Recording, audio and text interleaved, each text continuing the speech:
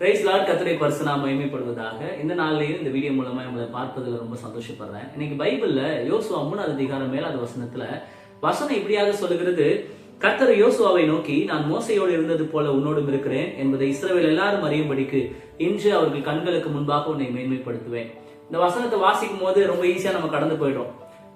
இது ஜஸ்ட் ஒரு நம்ம எப்போ நார்மலா ஒரு வாசிக்கிற ஒரு வசனத்தை போல நம்ம கடந்து போனா கூட இதுல ஒரு மிகப்பெரிய சத்தியம் அடங்கியிருக்கு. என்ன அப்படின்னு சொன்னா, இந்த வசனத்துல 3 காலங்களையும் தேவன் நினைவு கூறுகிறார். என்ன அப்படின்னு சொன்னா, நான் மோசையோடு இருந்தது போல, அதாவது நீயும் மோசையோடு இருந்தல்ல, யோசுவா பார்த்து சொல்ற, நீயும் மோசையோடு இருந்திருக்கல்ல, அப்ப மோசையோடு நான் இருந்தது உனக்கு தெரியும் தானே, அந்த மோசையோடு நான் எப்படி இருந்தேனோ அதே போல உன்னோடு இருப்பேன்.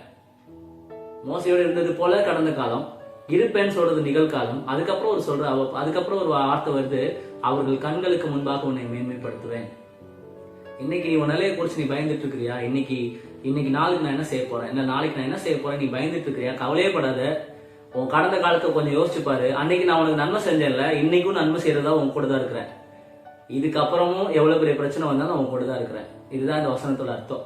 அப்போ நம்முடைய வாழ்க்கையில என்னைக்காவது ஒரு நாள் நான் சோர்ந்து போறேன், இல்ல என்னைக்காவது ஒரு நாள் நம்மளுடைய கவலையை நினைச்சு நம்ம ஒரு மாதிரி டல்லா இருக்கிறோம்னா, ஒரு நிமிஷம் நினைச்சு பாருங்க, கர்த்தர் எவ்வளவு நல்லவரா இருந்திருக்கிறார். யோசிச்சு பாருங்க.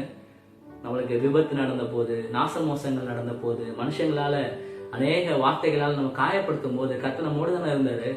அன்னைக்கு அவர் எப்படி இருந்தாரோ இன்னைக்கு அப்படிதான் இருக்கிறார். அவர் நிலை மாறல, அவருடைய தன்மை மாறல, எதுவும் மாறல. அன்னைக்கு அவர் எப்படி இருந்தாரோ இன்னைக்கு உங்களோட அப்படிதான் இருக்கிறார். இனிமேலும் எத்தனை வருஷம் அந்த உலகத்துல நீங்க இருந்தாலும் அவர் உங்களோடு இருக்கிறார். ஏன்னா அவர் ஆதியும் அந்தமும் முதலும் முடிவுமானவர். அவர் இந்த உலகம் தோற்றத்துக்கு முன்னாடி இருக்கிறார்.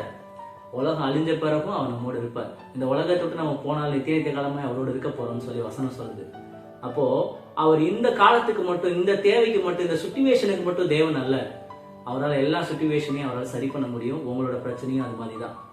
அவருக்கு சரி பண்ண முடியாதுன்னு எந்த பிரச்சனையும் இல்லை, நம்ம ஒப்பு கொடுக்குற வரைக்கும். நம்ம சரி பண்ணிக்கலாம்னு சொல்லிட்டு நீங்க உட்காந்து முயற்சி எடுத்து தோத்து போய் சோர்ந்து போனீங்கன்னா, இந்த வசனம் தெளிவா சொல்லுது, நான் உன்னோடு இருக்கிறேன், உன்னை மேன்மைப்படுத்துவேன். அவர் இன்னைக்கும் இருக்கிறார், என்னைக்கும் இருப்பார், எப்பவும் இருப்பார், எல்லா சூழ்நிலையும் கூட இருப்பார். கர்த்தர் உங்களை ஆசீர்வதிப்பார். ஆமென்.